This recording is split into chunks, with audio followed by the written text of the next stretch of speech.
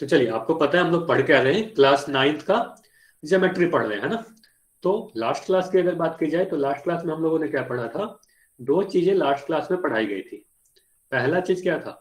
दीर्घ एवं लघु त्रिज्यखंड यानी मेजर एंड माइनर सेक्टर।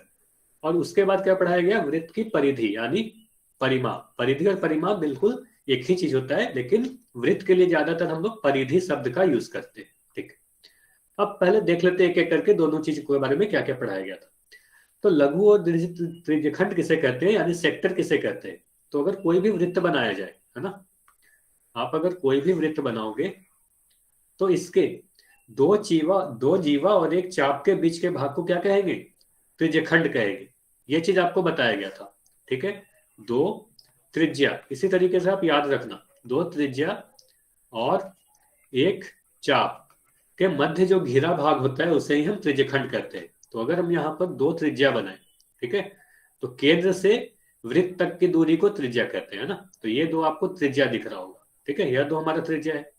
और एक चाप, इस वाले को हम चाप कहेंगे। ठीक है, इस वाले को चाप कहेंगे। तो आप कहोगे सर ये जो भाग दिख रहा है हमें, जो अभी मैं हरे कलर का बना रहा हूं, ठीक है, तो इस भाग को आप बोलोगे कि यह हमारा त्रिज्यखंड है। ठीक है। ठीक है, तो इस भाग को आप क्या कहोगे? यह हमारा त्रिज्यखंड है, क्योंकि यह दो त्रिज्या और एक चाप के बीच के भाग का है। तब आप बोलोगे सर यह भी भाग जो है, ये जो ऊपर का भाग जो हमें दिख रहा है, ठीक है, यह जो ऊपर की भाग दिख रही है ना, तो यह भी त्रिज्यखंड होगा क्या? तो मैं बोलूंगा हाँ, यह भी त्रिज्यखंड होगा। हेलो सर, आपकी आवाज नहीं आ रही। अच्छा, बाकी बच्चे बताओगे आवाज जा रही है या नहीं जा रही है? सभी बच्चे एक बार नहीं आ रही कंफर्म है सर। करके बताओ। अच्छा, चैट में लिखकर बताना है ना। कोई भी मैं क्वेश्चन पूछूं तो चैट में लिखना है। चैट में लिखना है। अच्छा हर्ष, एक बार जिनको भी आवाज नहीं जा रही थी, वो काफी बच्चों को आवाज जा रही है ना, एक बार लेफ्ट करेंगे और ज्वाइन हो जाएंगे। ठीक है, जिनको भी दिक्कत हो रहा है आवाज में तो एक बार लेफ्ट होके ज्वाइन हो जाएंगे। चलिए, तो इस वाले भाग को आप बोलो, तो इसको भी बोलोगे कि यह भी त्रिज्यखंड है, क्योंकि यह भी दो त्रिज्या और एक चाप के बीच के भाग है ना। अब अंतर क्या दिख रहा है? तो अंतर में बोलोगे कि यह भाग जो आपको दिख रहा है यह छोटा भाग दिख रहा है ना, ये छोटा भाग, एक भाग बड़ा दिख रहा है। तो बड़े वाले भाग को क्या कहते हैं? बड़े वाले भाग को दीर्घ त्रिज्यखंड और छोटे वाले भाग को लघु त्रिज्यखंड कहते हैं। यही चीज लास्ट क्लास में पढ़ाया गया था, है ना। यह चीज लास्ट क्लास में पढ़ाया गया था। इसके अलावा, ठीक है, इसके अलावा वृत्त की परिधि के बारे में पढ़ाया गया था। तो वृत्त की परिधि किसे कहते हैं? अगर मैं कोई एक वृत्त बनाऊं, ठीक है, तो इसके आगे अगर हम देखें, तो अगर मैं कोई वृत्त बनाऊं तो इस वृत्त की जो पूरी लंबाई होती है, तो इस वृत्त की सीमाओं की जो पूरी लंबाई होती है, इसे ही हम वृत्त का परिधि या वृत्त का परिमाप कहते हैं। अगर आप किसी वृत्त पर खड़े होकर वृत्ताकार पार्क या वृत्त की आकृति की कोई भी पार्क में खड़े हो और इसकी सीमाओं पर चलना स्टार्ट कर दोगे, तो जितनी भी दूरी आप तय करोगे ये वृत्त की परिधि ही आप तय करोगे। ठीक है, तो तय किया गया दूरी क्या होगा? आपका परिधि होगा। ठीक है, यानी सरकमफेरेंस कहते हैं इसे हम लोग। अंग्रेजी के सी लेटर से दर्शाते हैं ना, सी लेटर से लिखते हैं हम इसको। ठीक। पेरीमीटर की बात की जाए तो पी से भी लिख सकते हैं। तो पेरीमीटर या सरकमफेरेंस एक ही चीज होता है। उसके बाद इसका फॉर्मूला क्या है? आप इसको कैलकुलेट कैसे करते हो? किसी भी वृत्त के लिए परिधि की कैलकुलेशन आप कैसे करोगे? तो कैलकुलेशन के लिए सीधे सीधे एक फॉर्मूला आपको बताया गया था। वृत्त का परिधि होता है सी बराबर 2 पाई आर के बराबर, है ना। ये फॉर्मूला पढ़ाया गया था। परिधि जो होगा वह 2 पाई आर के बराबर होगा। ये सीधे आपका फॉर्मूला है, आपको याद होना चाहिए। जहां पर आर क्या है? आर उस वृत्त की त्रिज्या है ना। आर अगर त्रिज्या है तो परिधि थ्रू 2 पाई आर होगा। और पाई का मान आपको पता है 22/7, यह तो कई बार आपको बताया जा चुका है। या 3.14 होगा, है ना। ये दो चीज आपको पता है। बताइए, ये समझ में आ गया सभी को?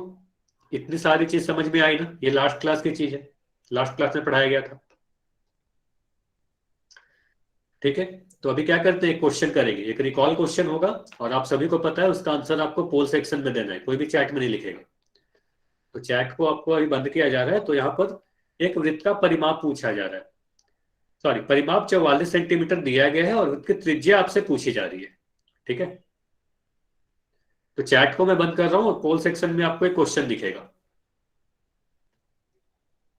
तो देखिए, अगर परिमाप 44 सेंटीमीटर है तो वृत्त की त्रिज्या आपसे पूछी जा रही है। तो ऐसा क्वेश्चन लास्ट क्लास में भी हम लोगों ने किया था, है ना? बिल्कुल सेम क्वेश्चन लास्ट क्लास में भी कराया गया था, तो ट्राई करेंगे एक बार, और पोल सेक्शन में आंसर भी देंगे।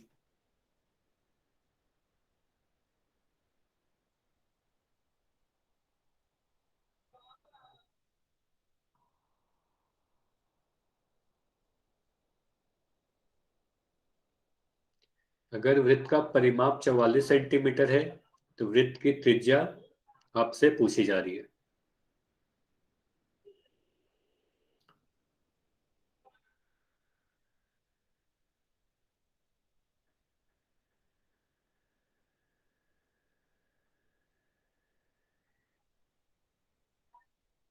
अच्छा, जितने भी बच्चे ज्वाइन हो पोल सेक्शन में आंसर जरूर क्या करना है, ठीक है?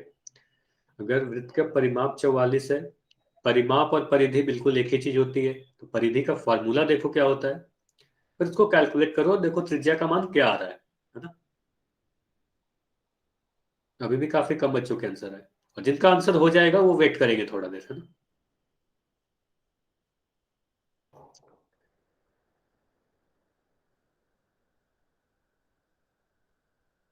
चलिए अब जल्दी जल्दी सोल्व करें, 10 सेकंड और है, 10 सेकंड और है। 10 सेकंड में पोल को एंड करके आपका चैट सेक्शन ओपन किया जाएगा, फिर इस क्वेश्चन को डिस्कस करेंगे। चलिए 5 सेकंड और, आखिरी 5 सेकंड और है। 5, 4, 3, 2, 1। चलिए अब आपका चैट भी ओपन है, कोई भी डाउट हो तो आप चैट सेक्शन में अब पूछ सकते हो। तो देखिए दिया क्या गया है, वृत्त का परिमाप दिया गया है 44 सेंटीमीटर, और आपसे वृत्त की त्रिज्या पूछी जा रही है ना? वृत्त की त्रिज्या पूछी जा रही है, तो मैं क्या लिखूंगा, हमें दिया गया परिमाप 44 सेंटीमीटर, तो पी का मान लिख देंगे 44 के बराबर, है ना? पी क्या लिखा, पी पेरीमीटर को दर्शाता है और सी सरकमफेरेंस को दर्शाता है, यानी परिमाप और परिधि को दर्शाता है। तो पी परिमाप दिया हुआ है, तो पी बराबर 44 सेंटीमीटर लिख दिया।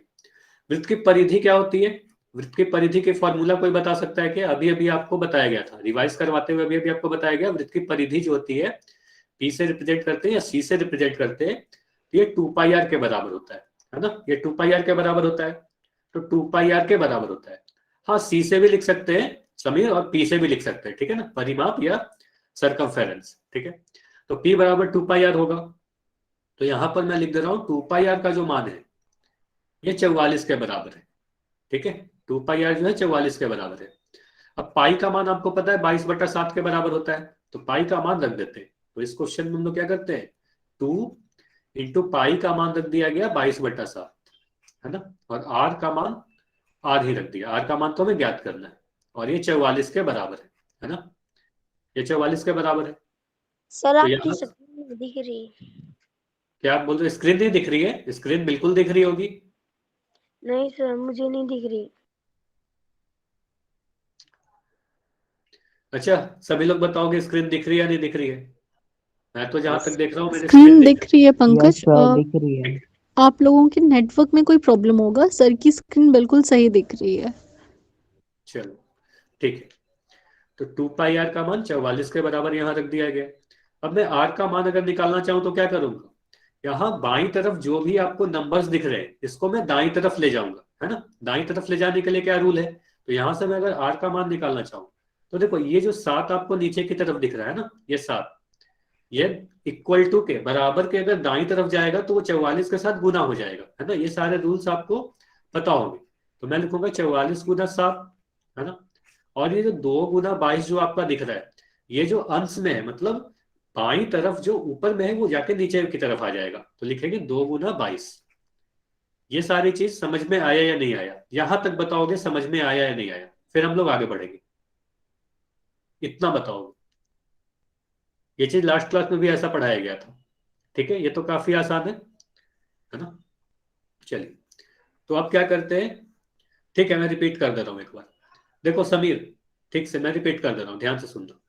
यहां पर क्या बोला गया, परिमाप 44 के बराबर है, वही लिख दिया गया। परिमाप का जो फॉर्मूला होता है 2 पाई आर, वही लिख दिया, 2 पाई आर बराबर 44, क्योंकि यह तो दिया हुआ है ना? अब पाई का मान रख दिया गया 22/7, है ना? पाई का मान 22/7 रख दिया गया, ठीक। अब इसको आप सोल्व करोगे, बस इस इक्वेशन को सोल्व करने के लिए आपको सीखना है। देखो मैं ये सारी चीजों को मिटा रहा हूँ, फिर से लिख रहा हूँ, ठीक है। आप इसको सोल्व करने के लिए क्या करोगे, ये जो 7 नीचे की तरफ आपको दिख रहा है, इस 7 को उधर ले जाओगे तो वो 44 में जाकर गुना हो जाएगा, 44 गुना 7। अब ये जो ऊपर की तरफ आपको दो चीज दिख रहा है, 2 गुना 22, है ना, 2 गुना 22, ये वाले नंबर्स अगर इक्वल टू के दाएं तरफ आएगी तो ये नीचे की तरफ आएगा, 2 गुना 22, है ना। इस तरीके से आप लिखते हो। जैसे कि मैं एग्जांपल दूं तो अगर दिया हुआ है 5x बराबर 15, तो आप क्या करते हो, x का मान कितने के बराबर होगा, 15/5, है ना। क्या किए, ये जो चीज x के साथ गुना में है उस साइड जाके 15 में भाग में बदल जाएगा, है ना। जो गुना में है बराबर के उस साइड जाके भाग में बदल जाएगा। चलिए अब आप इसको सोल्व करोगे तो क्या मिलेगा, 2 से अगर 44 को काटे तो 22 बार में कटेगा, है ना। फिर आपको दिख रहा है 22 हमें 2 बार दिख रहा है, अंश में भी हर में भी, न्यूमरेटर में भी और डिनोमिनेटर में भी। तो 22 से 22 को आप काट दोगे तो आर का मान आ जाएगा 7, है ना। तो आर का मान कितना आ गया, 7 सेंटीमीटर। और आपको बताया गया था कि अगर परिमाप या परिधि सेंटीमीटर में है तो आपका त्रिज्या भी सेंटीमीटर में ही आएगा। तो आंसर क्या हुआ, ऑप्शन बी इस क्वेश्चन का सही आंसर होगा। ये बताओ समझ में आया सभी को, काफी आसान सी चीज थी। ये बताओ, ये सारी चीज समझ में आ गई ना। सर मुझे ठीक ना है, तो स्क्रीन पे करी मेरे नेटवर्क में प्रॉब्लम होगी तो 8:30 वाली क्लास लगा लूंगा। हाँ अगर नेटवर्क में कोई इशू अभी आ रही है तो आप 8:30 की क्लास कर सकते हो, ठीक है। ठीक है सर। चलो, तो आर का मान 7 सेंटीमीटर होगा, ये समझ में आ गया ना सभी को। चलिए अब आगे बढ़ते हैं। तो अब हम लोग क्या करते हैं, आज की फर्स्ट टॉपिक देखते हैं ना। तो आज हमें क्या पढ़ना है, तो आज हमें पढ़ना है अर्धवृत्त का परिधि, है ना। अर्धवृत्त और इसकी परिधि। अच्छा अर्धवृत्त क्या होता है, यानी सेमी सर्कल क्या होता है, ये तो कई बार आपको पढ़ाया जा चुका है। क्या पढ़ाया गया, किसी भी वृत्त का व्यास उसको 2 बराबर भागों में बांटेगा और दोनों ही भाग को अर्धवृत्त यानी सेमी सर्कल कहते हैं, है ना। तो उसकी परिधि के बारे में हम लोग देखते हैं कि परिधि को कैसे कैलकुलेट करोगे। और परिधि भी आपको पता है किसी भी आकृति की, जैसे कि अगर मैं वृत्त की बात करूं तो वृत्त के बारे में आपने क्या कहा कि इस पूरे वृत्त की जो लंबाई होती है, इस पूरी वृत्त की सीमाओं की जो लंबाई होती है, इसे ही हम इसका परिधि कहते हैं, है ना।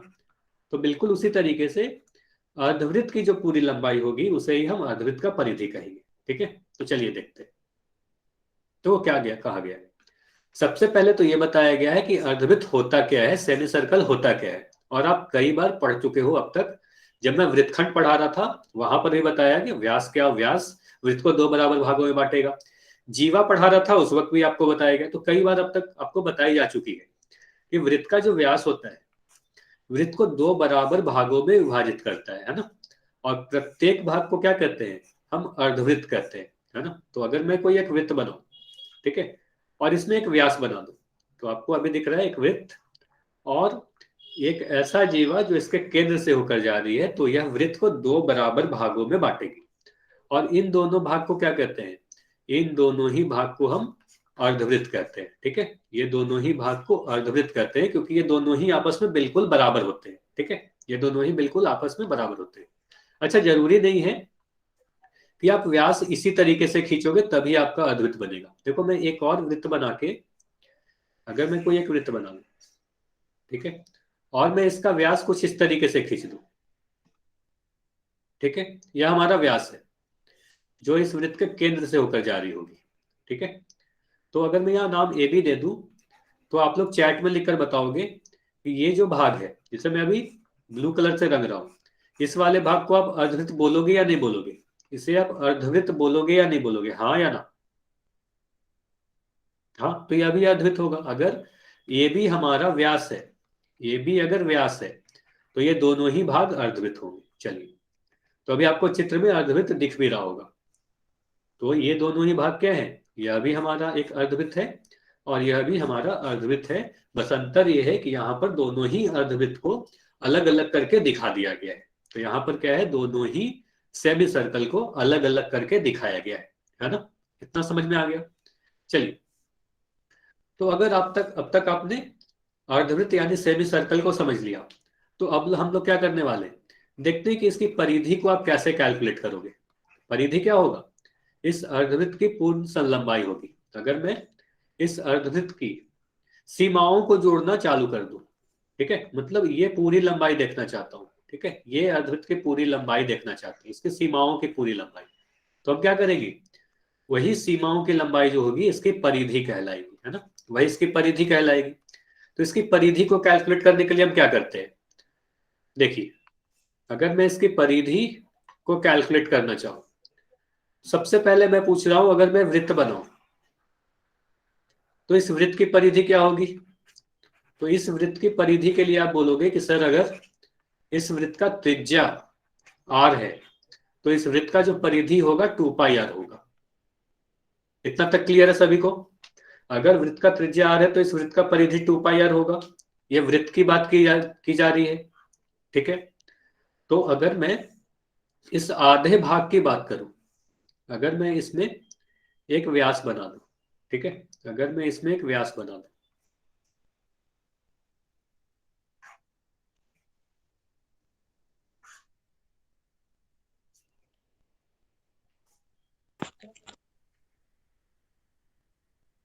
चलिए, तो ये व्यास आपको दिख रहा होगा। अब दो अर्धवृत्त आपको दिख रहे होंगे यहाँ पर। तो ये पूरा जो लंबाई आपको दिख रहा है, ये पूरा जो लंबाई आपको वृत्त का दिख रहा है, तो इस भाग को आप बोल रहे हो 2πr, है ना, ये पूरा भाग 2πr के बराबर है। तो मैं इसके आधे भाग की बात करूं, अगर अर्धवृत्त का मतलब क्या हुआ, आधे भाग, तो आधे भाग की लंबाई की बात करें तो क्या होगा, मैं सिर्फ इतना बात कर रहा हूं, ए बी के बीच का जो भाग है, इस वाले भाग की लंबाई। तो इस वाले भाग की लंबाई क्या होगा बताओ, इस वाले भाग की लंबाई πr के बराबर होगा ना, इस वाले भाग की लंबाई πr के बराबर होगा। क्यों, 2πr को मैं 2 से भाग दे दिया तो आपका आएगा πr, है ना, ठीक है। तो ये जो भाग आपको दिख रहा है, देखो, सिर्फ इतना भाग, ये भाग जो होता है वो πr के बराबर होता है। यह जो अर्धवृत्त का जो भाग होता है, इस भाग को हम πr के बराबर करते हैं। तो अब मुझे ये बताओगे, पहले मुझे ये बताओगे कि क्या अर्धवृत्त का परिधि πr के बराबर होगा, हाँ या ना। अर्धवृत्त का परिधि πr के बराबर होगा, यस या नो। नहीं, नहीं होगा, ठीक है, नहीं होगा। क्यों, क्योंकि देखो, एक ये लंबाई हमारा, जब भी आप अर्धवृत्त बनाओगे तो आपको ये चीज दिखेगी ऐसे, तो एक ये वाली लंबाई भी आपको जोड़नी पड़ेगी, जो मैं अभी हरे कलर का बना रहा हूं, तो ये लंबाई भी आपको जोड़ना पड़ेगा, ये लंबाई, है ना, ठीक है। तो ये वाली लंबाई को भी आपको जोड़ना पड़ेगा, और ये लंबाई क्या है, हमें दिख रहा है कि यह हमारा व्यास है। इस वाले भाग को आप क्या कहोगे, यह वाला भाग हमारा व्यास है ना, यह भाग व्यास है, जो दो त्रिज्या से मिलकर बनी हुई है। तो एक त्रिज्या हमें यहां पर दिख रही है और दूसरा त्रिज्या हमें यहां पर दिख रहा है। तो आप इस वाले पूरे भाग की लंबाई बोलोगे तो ये पूरी लंबाई 2r के बराबर है ना, ये पूरी लंबाई 2r के बराबर है। तो आप इस अर्धवृत्त की अगर परिधि की बात की जाए, तो आप इस पूरी अर्धवृत्त की लंबाई आप देखोगे तो एक भाग मुझे यहां पर दिख रहा है, यह πr के बराबर है, और ये जो pq दिख रहा है, pq की लंबाई 2r के बराबर है ना, pq लंबाई 2r के बराबर है। तो पूरी परिधि जो इसकी होगी, परिधि के लिए हमारा क्या फॉर्मूला आया, परिधि को हम कह सकते हैं, एक भाग हमारा πr है और फिर से एक व्यास है जो 2r के बराबर है। तो ये हमारा फॉर्मूला हुआ, परिधि या सरकमफेरेंस जो होगा वो πr + 2r के बराबर होगा। तो ये लिख लोगे। ये समझ में आया या नहीं आया, इसमें कोई डाउट है क्या किसी का। अगर डाउट है तो आप n लिखकर डाउट पूछ सकते हो, ठीक है। चलिए, एक बार मैं रिपीट कर रहा हूं, ठीक है, एक बार मैं रिपीट कर रहा हूं। चलिए, एक बार मैं जल्दी से रिपीट कर दे रहा हूं। अगर मैं पूरी वृत्त की बात करूं तो पूरी वृत्त की लंबाई, अच्छा हाँ नितिन, आपका कोई डाउट है क्या, आप माइक ऑन करके पूछ सकते हो। सर हम नितिन, सर हम इसे 2r/r बोल सकते हैं। 2r/r कैसे बोल सकते हो, 2r/r, देखो यहाँ पर फॉर्मूला क्या बताएगा, बीच में प्लस सर। हाँ देखो मैं बता रहा हूँ, सरकमफेरेंस के बारे में क्या बोला गया, πr + 2r। आप ये प्लस हटा दोगे तो गलत हो जाएगा ना, आप इस प्लस को अगर हटा दोगे तो πr 2r आप ऐसे लिखना चाह रहे हो। नो सर, हाँ बताओ। 2r + πr, उल्टा सर, उल्टा। हाँ बिल्कुल, देखो ये तो आपको पता है ना, आप ये बताओ मुझे, अगर मैं 5+2 लिख रहा हूं तो कितना आएगा? 7 सर। 7 आएगा। अब 2+5 लिखेंगे तो कितना आएगा? 7। 7 ही आएगा ना। तो बिल्कुल आप पाई आर प्लस 2r लिखो चाहे 2r प्लस पाई आर लिखो, बिल्कुल सही होगा। ठीक है, तो ओके बिल्कुल सर। लिख सकते हो 2r प्लस पाई आर लिखो या पाई आर प्लस 2r लिखो, ये तो हो गया। अब एक बार जल्दी से सुन लो क्या क्या बताया गया अभी। ठीक है, तो आपको पता है पूरे वृत्त की लंबाई 2 पाई आर के बराबर होता है। तो पूरे अगर वृत्त की लंबाई 2 पाई आर के बराबर है तो सिर्फ इस आधे भाग की बात करोगे आप, तो ये आधा भाग जो हमारा होगा, अगर मैं ये व्यास बना लूं तो ये आधा भाग पाई आर के बराबर होगा। तो हम कह सकते हैं यह वाला भाग हमें जो दिख रहा है, जिसे मैं अभी लाल कलर का बना रहा हूं, है ना, ये वाला भाग, इसकी लंबाई कितने के बराबर है? पाई आर के बराबर है। ठीक है, अब ये वाला भाग कितना है? ये हमारा आर है, त्रिज्या है, और यह भी हमारा त्रिज्या है। तो ये पूरी लंबाई जो होगी, ये पूरी लंबाई 2r के बराबर होगी।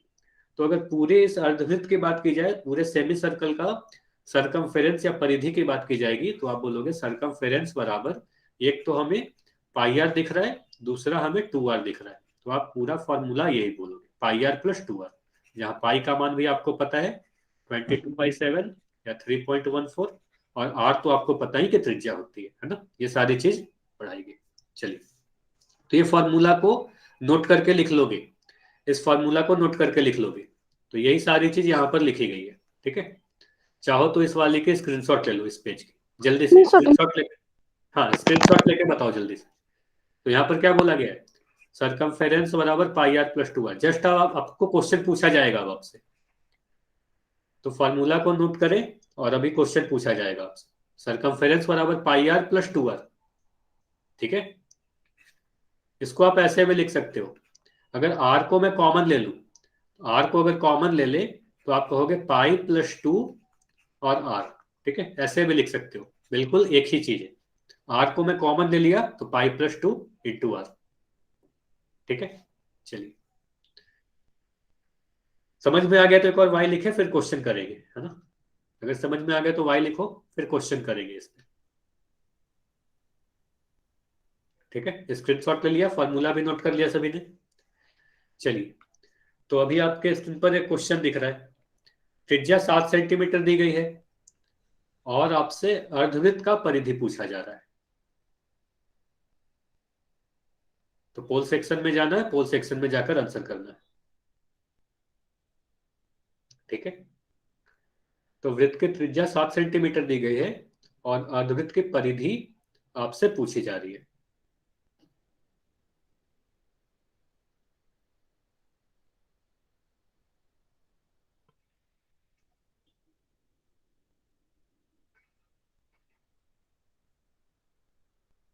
तो वृत्त की त्रिज्या अगर 7 सेंटीमीटर है तो अर्धवृत्त की परिधि ज्ञात कीजिए। तो अभी अभी फॉर्मूला बताया गया ना, फॉर्मूला में बस आपको आर का मान पुट करना है।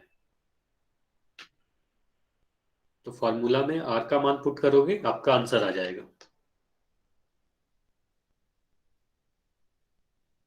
देखो, ये सारे क्वेश्चन ऐसे हैं जो आपके एग्जाम में डायरेक्ट देखने को मिलते हैं। ठीक है, ये सारे क्वेश्चन एग्जाम में डायरेक्ट आएंगे, तो आपको कॉपी पेन लेके सॉल्व करना पड़ेगा। ये सारे क्वेश्चन आपको देख के आंसर नहीं पता चलेगा ना, आपको सॉल्व करना है।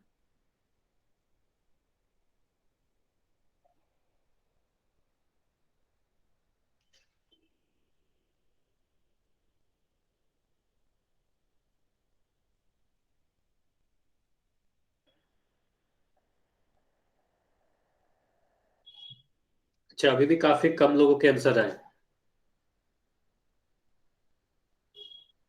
अभी फॉर्मूला बताया गया, फॉर्मूला में आर का मान पुट करो, सॉल्व करो, पोल में जाकर आंसर करना है।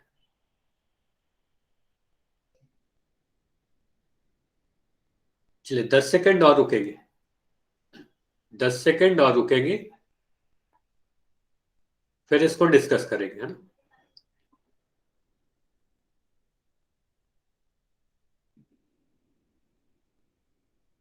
5 सेकंड और, आखिरी 5 सेकंड और है आपके पास। 5, 4, 3, 2, 1, समय समाप्त। अब आपका चैट ओपन है, कोई भी डाउट हो अगर तो आप चैट में लिख सकते हो, या अब आप आंसर भी चैट में लिख सकते हो। लेकिन चैट में आंसर तभी देना है जब पोल में आंसर नहीं दिए हो, ठीक है ना।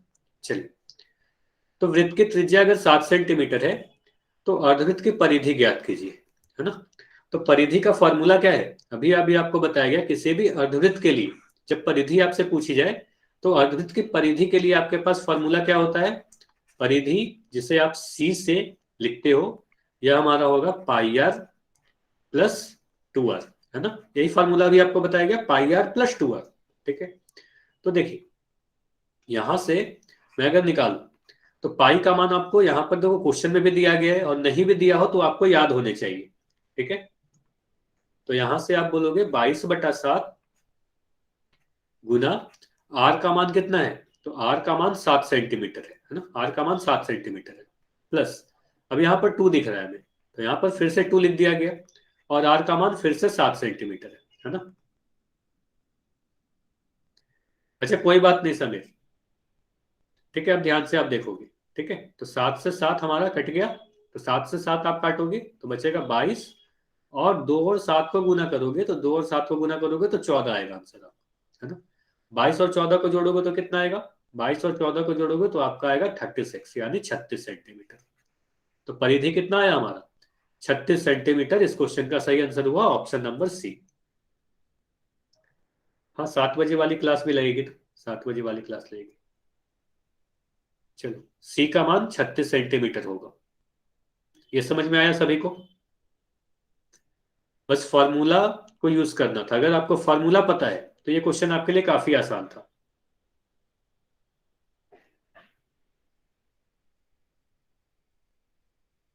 अच्छा अब समझ में आया कि नहीं ये बताओगे, ये समझ में आया कि नहीं आया, ठीक है ना। तो इस तरीके से आप कर सकते हो, ठीक है। पाई आर प्लस 2r लिख दिया फॉर्मूला, फिर आर का मान रख दिया, उसको सोल्व कर दिया, ठीक है। चलिए तो आगे बढ़ते हैं, इसमें 36 सेंटीमीटर हमारा आंसर आया। अब देखो आपको ध्यान क्या देना है कि आपके एग्जाम में जरूरी नहीं है कि हमेशा आपसे त्रिज्या की मान देकर परिधि की मान पूछी जाए। अब ध्यान से सुनिएगा, चैट में कोई कुछ नहीं लिखेगा। जरूरी नहीं है कि आपसे हमेशा त्रिज्या का मान दे दिया जाए और परिधि का मान आपसे पूछा जाए। क्वेश्चन उल्टे तरीके से भी आ सकता है, मतलब कई बार क्वेश्चन में क्या होगा, परिधि की मान दे दी जाएगी और आपसे त्रिज्या पूछा जाएगा, है ना। परिधि का मान देकर त्रिज्या पूछा जाएगा, तब आप कैसे सोल्व करोगे, है ना। तो एक क्वेश्चन है, एक बार इसको ट्राई करोगे, आंसर करने की कोशिश करें, ठीक है, फिर इसको डिस्कस करेंगे। तो अगर परिमाप दी गई है तो आप त्रिज्या कैसे कैलकुलेट करोगे। तो चैट आपका बंद किया जा रहा है और पोल सेक्शन में क्वेश्चन है। चलिए, तो अगर अर्धवृत्त की परिमाप है 72 सेंटीमीटर, तो त्रिज्या कितना होगा। त्रिज्या आपसे पूछा जा रहा है, इस बार क्वेश्चन उल्टे तरीके से दिया गया, तो आप एक बार ट्राई करोगे। देखो इससे मिलता जुलता क्वेश्चन वृत्त जब पढ़ाया जा रहा था उस वक्त भी पढ़ाया गया था ना, ये आज के रिकॉल क्वेश्चन में भी ऐसा ही क्वेश्चन था। वृत्त के परिधि दिया गया था और त्रिज्या आपसे पूछी जा रही थी, तो याद करो उसी तरीके से आपको सोल्व करना है। तो अगर परिमाप 72 सेंटीमीटर है तो त्रिज्या ज्ञात करना है। अच्छा इस क्वेश्चन को करने में आपको टाइम लग सकता है, तो अभी आपके पास समय है, आराम से सोल्व करें फिर आंसर करेंगे, है ना।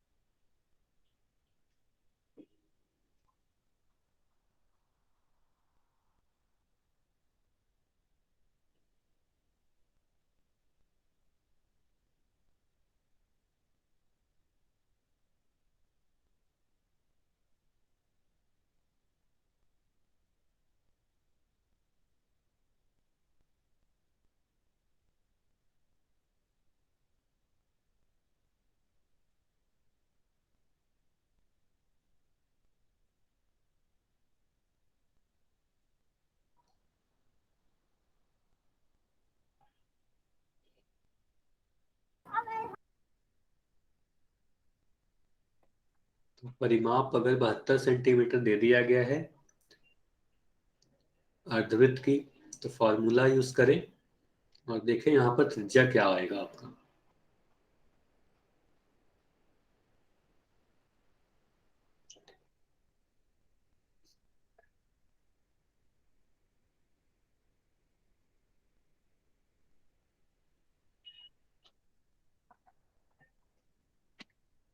चलिए 10 सेकंड और रुकेंगे, आखिरी 10 सेकंड और है, उसके बाद इसको डिस्कस किया जाएगा, है ना।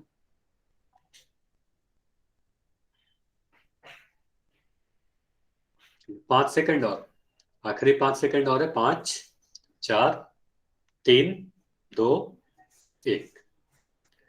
चलिए अब मैं पोल एंड कर दे रहा हूं, चैट आपका ओपन है, अब डिस्कस करते हैं। देखिए, अच्छा काफी कम लोगों के आंसर आए इस वाले में, ठीक है, तो ध्यान से देखिएगा, हो सकता है आपको ये क्वेश्चन थोड़ा टफ लगे, है ना।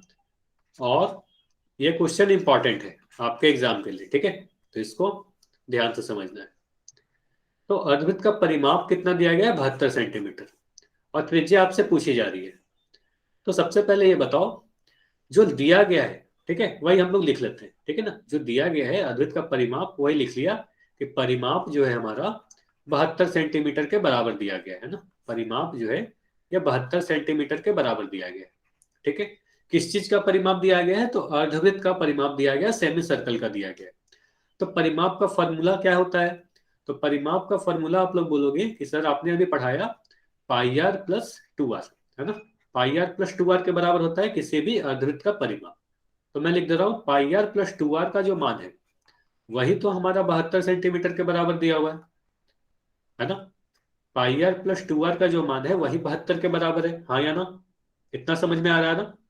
पाई आर प्लस 2r 72 सेंटीमीटर के बराबर है, ठीक। अब क्या करोगे? आपको पता है कि कॉमन किस तरीके से लेते हैं। देखो अलजेब्रा आप लोग पढ़े होंगे, है ना। तो अलजेब्रा में एक रूल है, ध्यान से देखना। अगर मैं इस तरीके से लिखूं 5x प्लस 3x या xy, है ना, 5x प्लस xy, ठीक है। तो यहां से आप क्या करते हो? x कॉमन ले लेते हो। x बोलोगे यहां पर भी है सर, और x इस वाले में भी है, तो आप x को कॉमन ले लेते हो, फिर बचेगा 5 प्लस y, है ना। बिल्कुल इस तरीके से करते हो। तो उसी तरीके से मैं क्या कर रहा हूं, आप बोल दो यहां पर भी r है, इस वाले में भी r है, और यहां भी r है। तो हम क्या करते हैं, r को कॉमन ले लेते हैं। तो r को अगर कॉमन ले लिया तो लिखा पाई प्लस 2 बराबर 72 के बराबर, ठीक है। अब क्या करेंगे, बस इसको सोल्व करते जाएंगे, r का मान आ जाएगा। देखो r का मान हमें नहीं पता, पाई का मान तो पता है ना। पाई का मान आपको पता है 22/7, देखो ये क्वेश्चन में भी दिया गया है। तो 22/7, ठीक है, प्लस 2 बराबर 72। अब देखो यहां पर जो ब्रैकेट के अंदर का जो टर्म है 22/7 प्लस 2, इसको आपको सोल्व करने के लिए आना चाहिए। मतलब भिन्न का जोड़ है, ये फ्रैक्शन का एडिशन है, ठीक है ना। फ्रैक्शन वाला एडिशन आपको पता होगा, ठीक है। एक बार ध्यान से देखो, अगर कोई डाउट हो तो फिर भी पूछ लेना। अगर मैं इसको सोल्व करना चाहूं तो कैसे सोल्व करूंगा? इस ब्रैकेट के अंदर जो दिख रहा है 22/7 प्लस 2, अगर सिर्फ 2 लिखा हुआ है इसका मतलब वो 2/1 है। कोई भी अगर नंबर लिखा हुआ है तो उसके डिनोमिनेटर में यानी हर में एक तो रहता है। तो आप कहोगे इसका एलसीएम 2/1 अगर मैं लिख भी दूं तो आप क्या कहोगे 7 और 1 का एलसीएम, एलसीएम क्या होगा? 7 होगा, ठीक है। तो यह 7 होगा। आप क्या करते हैं, 7 को देखते हैं कितने बार में, हमें 7 का टेबल अगर पढ़ोगे तो कितने बार में 7 आएगा? तो एक बार में ही आ जाएगा, 7 गुना 1 7 होगा। तो 1 को हम 22 से गुना करते हैं, तो यहां पर लिखेंगे 22, है ना। फिर यहां पर क्या करेंगे, 1 को आप 7 से गुना करोगे, कितने बार में 7 आएगा? 1 गुना 7 आप करते हो तब ना 7 आएगा, मतलब 1 को 7 बार गुना करना पड़ेगा। तो 7 गुना 2 करेंगे तो यहाँ पर 14 आएगा, ठीक है, 14। और यह हमारा आ गया 72 के बराबर, ठीक है। अब यहां से आप अगर इसको सोल्व करोगे आगे, अब इसके आगे हम अगर बढ़े तो आप क्या कहोगे, 22 और 14 को अगर हम जोड़े तो 22 और 14 को जोड़ोगे तो आपका आएगा 36 बाई 7, और ये 72 के बराबर है ना, यह 72 के बराबर है। अब आप इसके आगे सोल्व करोगे तो क्या आएगा, इसके आगे की चीज मैं यहां पर लिख रहा हूं, ठीक है। तो आप बोलोगे आर बराबर, सर हमारा आर जो होगा ये 7 नीचे में है, मतलब हर में है ना। तो ये 7 बराबर के उस साइड जाके गुना में हो जाएगा, तो 72 गुना 7 हो जाएगा। और ये 36 जो यहाँ पर अंश में दिख रहा है, 36 जो हमारा यहाँ पर अंश यानी न्यूमरेटर में दिख रहा है, यह बराबर के उस साइड जाके भाग में बदल जाएगा, यानी 36 नीचे चला जाएगा, ठीक है। ये सारे रूल्स आपको पता होने चाहिए। अब इसको सोल्व कर लो, यह सोल्व करना तो काफी आसान है। आप अगर इसको सोल्व करोगे, मान लो मैं 9 से काट रहा हूँ, तो 9 से काटोगे तो ये 4 बार में कटेगा, 9 गुना 4 36 होता है, और 9 से इसे काटोगे तो 9 से 8 बार में कटेगा। 9 का टेबल पढ़ो, 9 से 4 बार में या 8 बार में कटेगा। अब 4 और 8 बचा, 4 को आप काटोगे, 8 को काटोगे 4 से तो 2 बार में कट जाएगा। तो हमारा क्या बचा, 2 गुना 7। तो आंसर कितना आएगा, 2 गुना 7 14 सेंटीमीटर। तो रेडियस हमारा 14 सेंटीमीटर आएगा। सही आंसर क्या हुआ, ऑप्शन सी हुआ। ये बताओ समझ में आया, ये सारी चीज समझ में आई या नहीं आई? अच्छा समीर नहीं, एक बच्चे का डाउट है। अच्छा बाकी लोग बताओगे पहले, मैं रिपीट कर दूंगा, ठीक है? बाकी बच्चे बताओगे, आया नहीं आया, वाई या एन लिखकर बताओगे, ठीक है? चलिए ठीक है, मैं एक बार रिपीट कर रहा हूँ, ठीक है? अच्छा पहले इसको समझने के पहले मैं कुछ कुछ चीजें आपसे पूछ रहा हूँ। जो भी चीज मैं आपसे पूछ रहा हूँ पहले वो बताओगे, ठीक है? पहले मुझे ये बताओ कि आपको भिन्न का जोड़ आता है या नहीं आता। भिन्न का जोड़, ठीक है? हो सकता है वो सारी चीजें के कारण आपको ये क्वेश्चन थोड़ा टफ लगा हो, है ना? चलो, अगर मैं आपसे पूछ रहा हूं 5/3, देखो मैं जो पूछ रहा हूं पहले वो बताओगे। 5/3 प्लस 2/7, ये कितना होगा? तो आप क्या करोगे, अब ध्यान से देखो, पहले ये फ्रैक्शन वाला जो एडिशन है, भिन्न का जोड़ है, ये सीख लोगे तभी ये क्वेश्चन बन पाएगा। तो 5/3 प्लस 2/7 अगर जोड़ना चाहें, अगर मैं याद दिलाऊं, तो आप क्या करोगे, 3 और 7 का आप एलसीएम लेते हो। 3 और 7 का एलसीएम लोगे तो आप बोलोगे 21 आएगा सर, ठीक है? 21 आएगा, 3 और 7 का एलसीएम 21 आएगा। अब देखो 3 का टेबल पढ़ना स्टार्ट करो, देखो 21 कितने बार में आएगा, तो आप बोलोगे 3 गुना 7 21 होता है। 3 का पहाड़ा अगर पढ़ोगे, टेबल पढ़ोगे, तो 3 गुना 7 21 होता है ना। तो 7 को 5 से गुना कर देते हैं, देखो यहाँ पर भी 7 है ना, ये 7 5 से गुना हो जाएगा, है ना? तो यहाँ बचेगा 5 गुना 7, ठीक, प्लस, अब देखो 7 का टेबल पढ़ोगे तो कितने बार में 21 आएगा, 3 बार में आएगा। तो जो ये 3 है, ये 3 गुना 2 हो जाएगा, है ना? 3 2 से गुना हो जाएगा, 3 गुना 2 हो जाएगा। तो यहां से आपका मिलेगा 35+6/21, और यहां से आपको मिल जाएगा 41/21। पहले ये बताओ, जो अभी समझाया गया इतना समझ में आया या नहीं? इतना समझ में आया या नहीं आया, सभी लोग बताओ। जो जो भी ऊपर एन लिख रहे थे पहले ये बताओ, 5/3 प्लस 2/7 आपको जोड़ने समझ में आया या नहीं आया? ठीक है, ये अगर समझ में आ गया तो अब बताओगे, अगर मैं इसको हटाकर, ये सारी चीजों को मैं मिटा रहा हूं, ठीक है? इसको मिटा के मैं ये जोड़ना चाह रहा हूं, 22/7 प्लस 2, इसको जोड़ना चाह रहा हूं, तो मैं ये लिख सकता हूं कि नहीं, ये बताओ पहले। 2/x लिख सकते हैं या नहीं, हाँ या ना? ये सारी छोटी छोटी चीजें आपको पता होनी चाहिए।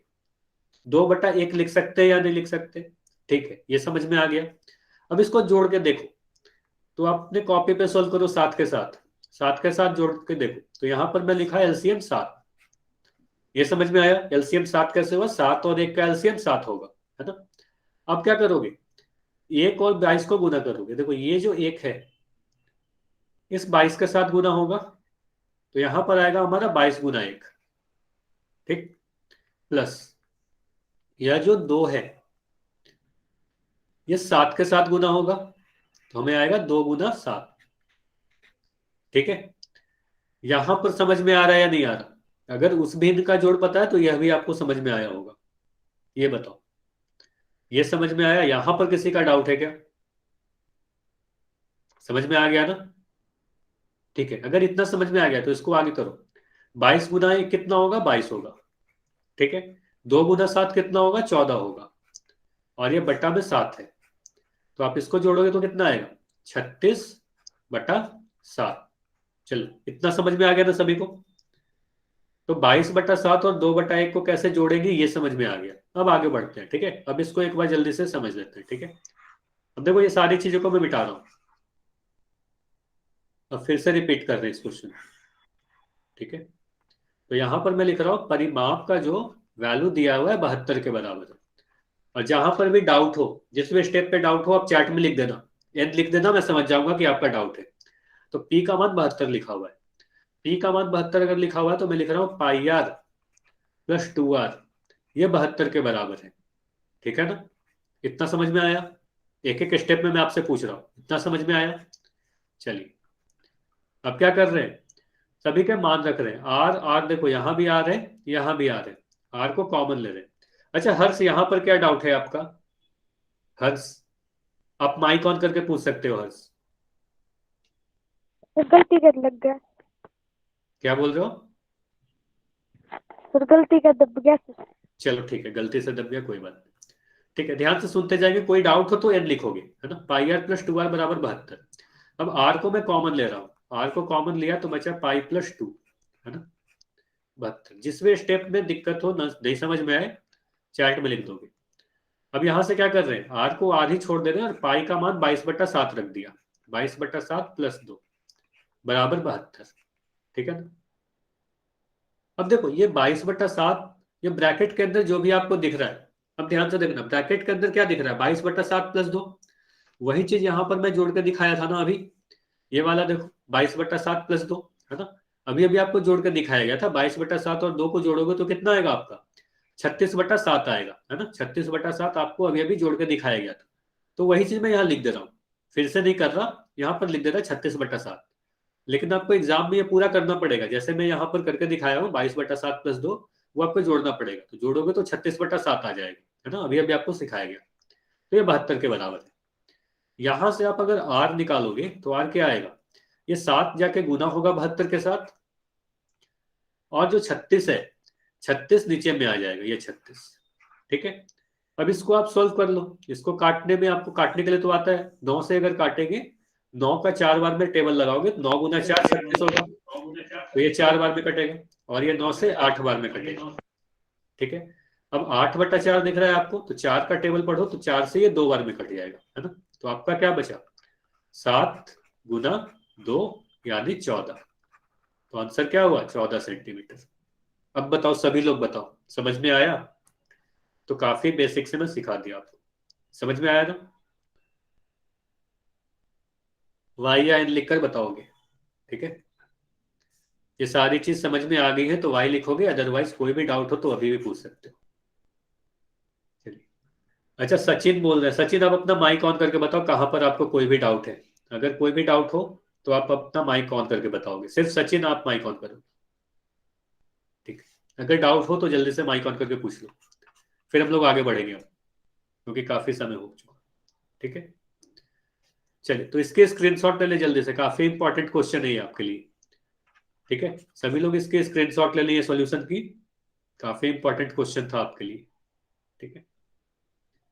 चलिए तो हमारा आंसर क्या हुआ, ऑप्शन सी हमारा सही सर आंसर, दोबारा से दिखाइए एक बार, स्क्रीनशॉट लेंगे। ठीक है। स्क्रीनशॉट लेके बताओगे, चैट में लिख देना या माइक ऑन करके ही बता देना।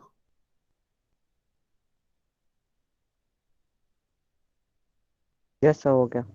चलो हो गया, तो आगे बढ़ते हैं, ठीक है। अब हमें क्या पढ़ना है, ठीक है, नोट कर लिया तो अच्छी बात है। देखो हमारा अगला टॉपिक क्या है, एरिया ऑफ सर्कल यानी वृत्त का क्षेत्रफल। अब देखो आपके एग्जाम में सबसे ज्यादा क्वेश्चन दो टॉपिक से आते हैं, एक वृत्त का परिधि और दूसरा वृत्त का क्षेत्रफल, तो ये दोनों आपको पता होना चाहिए। तो वृत्त की परिधि के बारे में तो आपको पता है, परिधि का फॉर्मूला क्या अभी आपको बताया गया, परिधि का फॉर्मूला 2πr होता है। परिधि का मतलब क्या होता है, वृत्त की पूरी लंबाई, मतलब इस वृत्त की सीमाओं की जो लंबाई होगी उसे परिधि कहते हैं। अब हम लोग क्या करने जा रहे हैं, क्षेत्रफल देखने जा रहे हैं कि क्षेत्रफल क्या होता है, एरिया क्या होता है, एरिया। तो एरिया ऑफ सर्कल के बारे में क्या बोलोगे, किसी भी वृत्त द्वारा घेरा गया स्थान ही उसका क्षेत्रफल होता है। तो अगर मैं कोई वृत्त बनाऊं, तो वृत्त का जो अंदर का भाग होगा, तो इसको आप अगर मेजर करोगे, इसको आप अगर मापोगे, तो इस वाले भाग को ही हम क्षेत्रफल कहते हैं, है ना। इस वाले भाग को आप क्या कहोगे, क्षेत्रफल कहोगे। किसी भी बंद आकृति द्वारा घेरे गए भाग को ही उसका क्षेत्रफल कहते हैं, ठीक है, इतना आपको ध्यान रखना है। किसी भी बंद आकृति द्वारा उसके घेरे गए भाग को ही क्षेत्रफल कहते हैं।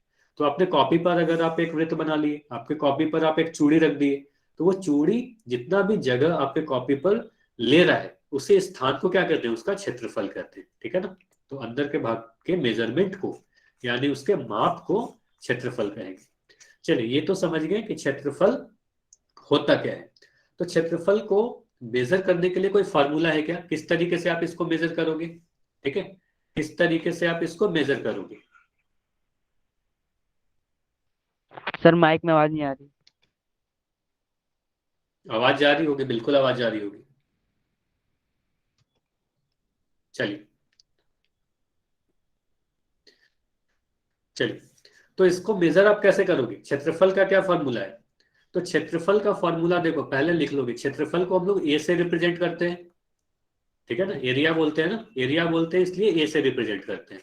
तो क्षेत्रफल को ए से रिप्रेजेंट करते हैं, ए से दर्शाते हैं। और फॉर्मूला है इसका पाई आर स्क्वायर। अगर किसी वृत्त की त्रिज्या आर है, तो वृत्त की अगर त्रिज्या आर है तो उसका क्षेत्रफल होगा पाई आर स्क्वायर के बराबर। अच्छा, किस कोई नित्य नाप लिख रहे हो 2 पाई आर स्क्वायर, तो 2 पाई आर स्क्वायर लिखना गलत होगा, है ना। पाई आर स्क्वायर लिखना होगा। तो क्षेत्रफल क्या होगा? पाई आर स्क्वायर। ये फॉर्मूला आप लोग नोट कर लोगे, ठीक है। ये फॉर्मूला नोट कर लोगे। तो वृत्त का क्षेत्रफल क्या होता है? पाई आर स्क्वायर के बराबर होती है, ठीक है। ये नोट कर लिया सभी लोगों ने? वृत्त का क्षेत्रफल पाई आर स्क्वायर के बराबर होता है। तो आपसे क्वेश्चन में पूछा जाएगा, फॉर्मूला नोट कर लेना है सभी को। अब देखो, एक चीज इंपॉर्टेंट है तो ध्यान रखिएगा। अगर आपका त्रिज्या, त्रिज्या को मैं आर से लिख रहा हूं, त्रिज्या अगर सेंटीमीटर में दिया गया है, तो आपका जो एरिया है यानी क्षेत्रफल जो है वो सेंटीमीटर वर्ग में आएगा। वर्ग सेंटीमीटर करते हैं इसको, ठीक है। अगर आपका त्रिज्या मीटर में दिया गया है, तो आपका जो क्षेत्रफल होगा यानी एरिया होगा वो मीटर वर्ग में आएगा। वर्ग मीटर कहते हैं या वर्ग मीटर स्क्वायर, है ना। ये समझ में आया? तो क्षेत्रफल हमेशा सेंटीमीटर वर्ग में आएगा, मतलब उसका यूनिट जो होगा सेंटीमीटर स्क्वायर होगा, मीटर वर्ग होगा, इसी तरीके से आपका यूनिट होगा, ठीक है। ये समझ में आया? इसको भी आप लिख लोगे, ठीक है। चलिए, तो ये सारी चीज अगर समझ में आ गया, फॉर्मूला आपने नोट कर लिया, तो अभी क्या करते हैं, क्वेश्चन करेंगे। तो क्वेश्चन आपके स्क्रीन पर है। तो इसमें आपको सीधे सीधे फॉर्मूला यूज करना है। वृत्त की त्रिज्या आपको दी गई है और आपको क्षेत्रफल पूछा जा रहा है आपसे। तो देखिए, अगर वृत्त की त्रिज्या 7 सेंटीमीटर है तो वृत्त का क्षेत्रफल क्या होगा? तो कैलकुलेट करें और फिर आंसर करें।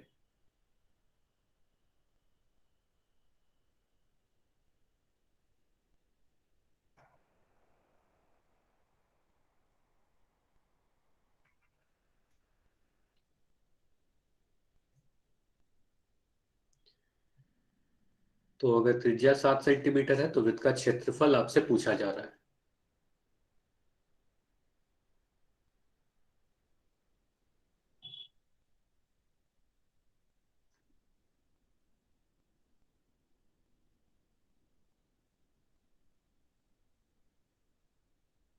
तो बस फॉर्मूला को यूज करना है।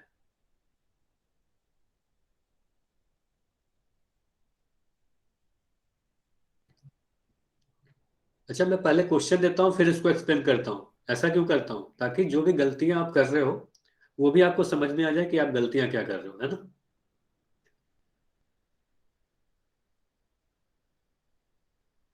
जो भी आपका आंसर आता है, आंसर जरूर करना है, ठीक है, पोल सेक्शन में।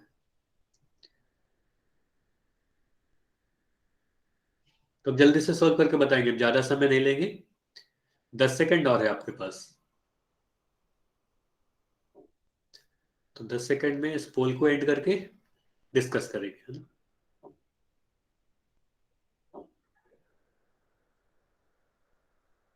5 सेकंड और। तो आखिरी 5 सेकंड है, 5 सेकंड में पोल को एंड करके इस क्वेश्चन को डिस्कस करेंगे। अगर अब तक आंसर नहीं दिया है तो पोल सेक्शन में जाएं, पोल सेक्शन में जाकर आंसर करना है। चलिए अब डिस्कस करते हैं ना। पोल आपका एंड किया जा रहा है और चैट सेक्शन अब ओपन है। तो देखिए, वृत्त की त्रिज्या दी गई है 7 सेंटीमीटर।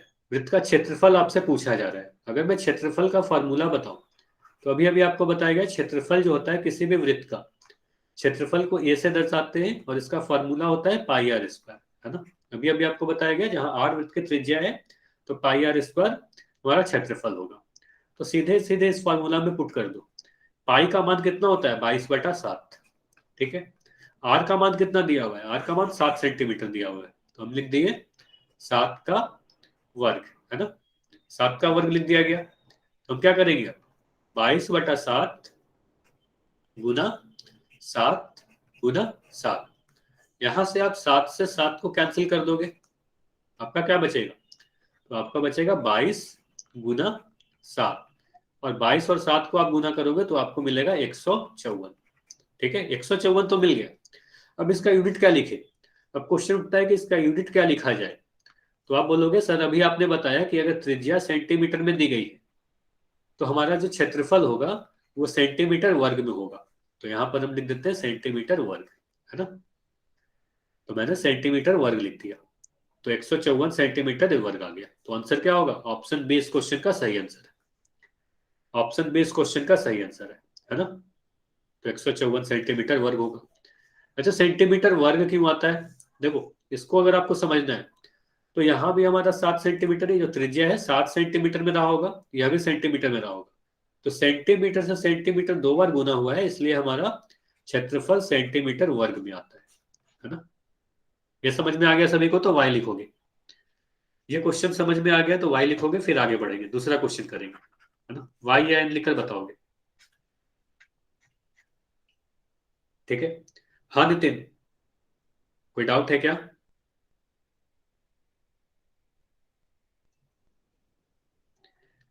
चलिए आगे बढ़े।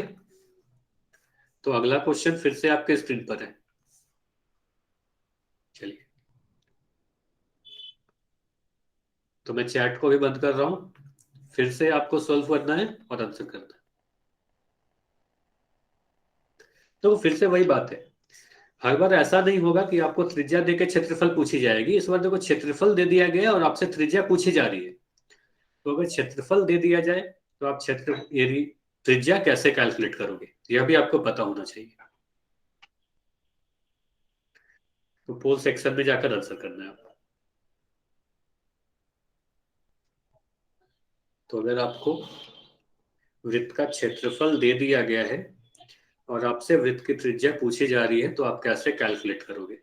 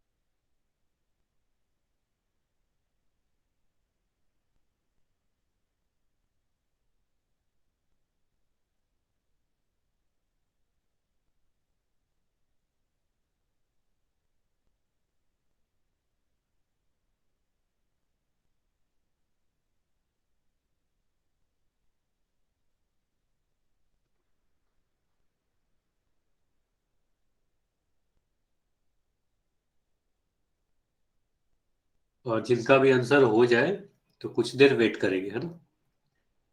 जैसे ही बाकी बच्चे आंसर दे देंगे फिर क्वेश्चन को डिस्कस किया जाएगा।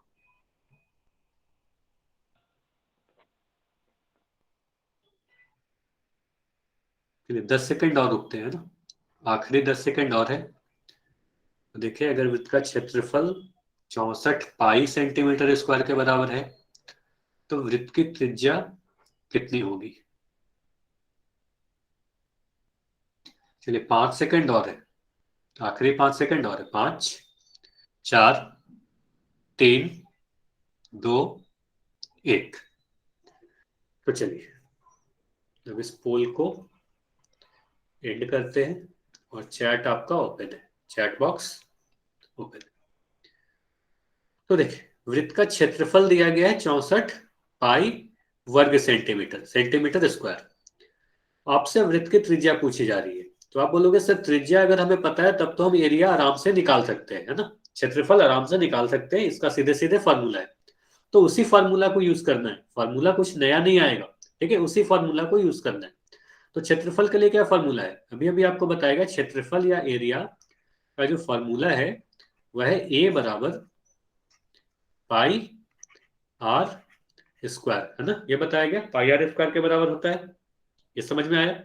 क्षेत्रफल बराबर पाई आर स्क्वायर। तो हम क्या करेंगे, अब इसमें पुट कर देंगे, है ना। तो यहां से मैंने पुट क्या किया, ए का मान 64 पाई के बराबर है ना, ए का मान 64 पाई के बराबर पुट किया, 64 पाई बराबर पाई आर स्क्वायर। ये समझ में आया, 64 पाई बराबर पाई आर स्क्वायर है ना। तो यहां से आप लिख सकते हो पाई आर स्क्वायर जो है 64 पाई के बराबर है। ठीक, यहां से आप अगर आर स्क्वायर ज्ञात करना चाहते हो तो इस पाई को नीचे की तरफ ले जाओगे, 64 पाई बटा पाई। तो यहां से पाई कटेगा, आप बोलोगे पाई अंश में भी है हर में भी है, न्यूमरेटर डिनोमिनेटर दोनों में है, तो आप बोलोगे 64 के बराबर आया है ना।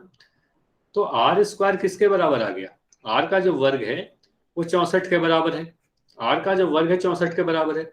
अब बताओ कि किसी नंबर का वर्ग 64 होता है क्या, और किस नंबर का होता है, किस नंबर का वर्ग करेंगे तो 64 आएगा, कोई बता सकता है क्या। आपको 1 से 20 तक याद करने बोला गया था ना, 1 से 25 तक बोला गया था, तो 1 से 20 तक तो याद होने ही चाहिए। तो आप कहोगे आर स्क्वायर जो है 8 के वर्ग के बराबर है, क्योंकि आप बोलोगे 8 का जो वर्ग होता है 8 गुना 8 होगा, और 8 गुना 8 करने पे आपको 64 मिल जाएगा है ना। चलिए 8 होगा, तो आप बोलोगे आर का जो वर्ग है वो 8 के वर्ग के बराबर है, तो यहां से हम कह सकते हैं 8 जो होगा, आर जो होगा वो 8 के बराबर होगा, तो आर हमारा 8 सेंटीमीटर के बराबर है ना, आर हमारा 8 सेंटीमीटर के बराबर होगा। ठीक है, मैं रिपीट कर दे रहा हूँ, ठीक है, एक बार फिर से रिपीट कर लेते हैं। चलिए सारी चीजों को मैं मिटा दे रहा हूँ। तो क्या देखो क्या लिखा गया है, क्षेत्रफल कितने के बराबर दिया गया है, 64 पाई के बराबर दिया गया है ना, क्षेत्रफल 64 पाई के बराबर दिया हुआ है। क्षेत्रफल का फॉर्मूला क्या होता है, पाई आर स्क्वायर के बराबर होता है, तो पाई आर स्क्वायर बराबर 64 पाई लिख दिया गया। ठीक है, यहां से मैं लिख रहा हूं आर स्क्वायर बराबर 64 पाई बट्टा पाई। ठीक है, इतना समझ में आया ना। अरमान आप ये बताओगे, यहां तक कोई डाउट है क्या, समझ में आ गया तो वाई लिखोगे अरमान। अच्छा सेंटीमीटर स्क्वायर नहीं होगा, पहले सुन ले ध्यान से। ठीक है, ये समझ में आ गया, मैं यूनिट के बारे में बता दे रहा हूँ। पाई से पाई कटेगा हमारा, ठीक है, तो हमें मिला आर स्क्वायर जो है वो 64 के बराबर। ठीक है, आर का वर्ग 64 के बराबर। ठीक, तो आर का मान कितने के बराबर होगा, आर का मान बोलोगे 64 का स्क्वायर रूट है ना, ये चीज पढ़ाया गया था पाइथागोरस थ्योरम पढ़ाते वक्त, ये सारी चीज पढ़ाई गई थी है ना। तो आप यहां से बोलोगे 64 किसी नंबर का वर्ग है क्या, 8 गुना 8 करने पे 64 आता है, तो आप बोलोगे 2 बार अगर 8 लिखा हुआ है तो एक बार इस स्क्वायर रूट या वर्गमूल से एक बार निकल जाएगा, तो 8 सेंटीमीटर आंसर आएगा। ठीक है, अब देखिए कुछ बच्चों का ये डाउट है, कुछ बच्चों का डाउट है कि आंसर 8 सेंटीमीटर होगा या 8 सेंटीमीटर वर्ग होगा। ठीक है, तो आप ये बताओ त्रिज्या क्या होती है, त्रिज्या एक लंबाई होती है ना, त्रिज्या क्या होती है, त्रिज्या के बारे में अगर मैं बताऊं तो आप बोलोगे किसी भी वृत्त में, ध्यान से सुनना, किसी भी वृत्त में उसके केंद्र से वृत्त के किसी बिंदु के बीच की दूरी, ठीक है, इसी दूरी को आप क्या कहते हो, इसी दूरी को आप त्रिज्या कहते हो है ना, इसी दूरी को त्रिज्या आप कहते हो। तो कभी भी दूरी यानी इस पेन की लंबाई आप किस चीज में मेजर करोगे, 5 सेंटीमीटर में या 5 सेंटीमीटर स्क्वायर में, इस पेन की लंबाई क्या होगी, 5 सेंटीमीटर या 5 सेंटीमीटर स्क्वायर, ये बताओ। सेंटीमीटर में होगा, ठीक है, कोई भी दूरी आपका हमेशा सेंटीमीटर में आएगा। ठीक है, सेंटीमीटर में आएगा, तो आंसर क्या होगा, 8 सेंटीमीटर आएगा, 8 सेंटीमीटर स्क्वायर। आपका आंसर आप एग्जाम में लिखोगे तो गलत हो जाएगा है ना। देखो इस तरीके से भी आप समझ सकते हो, क्यों ऐसा, अगर कोई डाउट है देखो यहां पर ऐसे लिख सकते हो, आर का जो वर्ग है वो यहाँ पर 64 है ना, ये सेंटीमीटर स्क्वायर में अब तक आया होगा, लेकिन जब आप वर्गमूल लेते हो, ये एक्स स्क्वायर है, इस पे रूट लगाओगे तो आपका एक्स आएगा ना, तो सेंटीमीटर स्क्वायर पे भी आप अगर रूट लगाओगे तो यहाँ से आपका सेंटीमीटर आ जाएगा है ना, तो इसलिए हमारा आंसर ऑप्शन डी आता है। अच्छा आप बताओगे किसी का डाउट है तो। सर पिछले क्वेश्चन में तो स्क्वायर आया था। पिछले क्वेश्चन में क्षेत्रफल आया था, देखो मैं पिछले क्वेश्चन दिखा रहा हूँ, एक सेकंड रुक जाओगे, हो सकता है मेरी स्क्रीन कुछ देर के लिए ना दिखे, फिर से मेरी स्क्रीन दिखेगी, 1 मिनट रुक जाओ।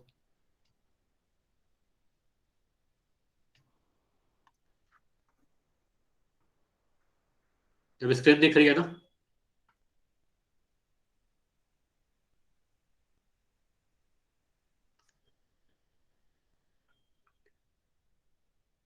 देखो ये वाला जो क्वेश्चन था, इस वाले क्वेश्चन में आपसे क्या पूछा जा रहा था, ध्यान से देखना, कंफ्यूज नहीं करना है आप सभी को। इस क्वेश्चन में आपसे क्षेत्रफल पूछा जा रहा था। तो जब क्षेत्रफल पूछा जाएगा तो क्षेत्रफल का यूनिट सेंटीमीटर स्क्वायर में ही होगा। लेकिन जो ये क्वेश्चन था, इस वाले क्वेश्चन में आपसे त्रिज्या पूछी जा रही है, तो त्रिज्या आपका सेंटीमीटर में होगा। ठीक है, समझ में आया नितिन? यस पिछले सर। वाले क्वेश्चन में क्षेत्रफल पूछा जा रहा था, इस वाले क्वेश्चन में त्रिज्या पूछी जा रही है। चलिए, अगर समझ में आ गई है तो अभी होमवर्क नोट करेंगे। तो आपका होमवर्क क्या है आज का? तो एक्सरसाइज 9.1 और 9.2, बस दो एक्सरसाइज है, इसमें तीन तीन क्वेश्चन है, तो ये सारे आपको सोल्व कर लेने हैं। ठीक है, तो बस इतना ही करना है आज।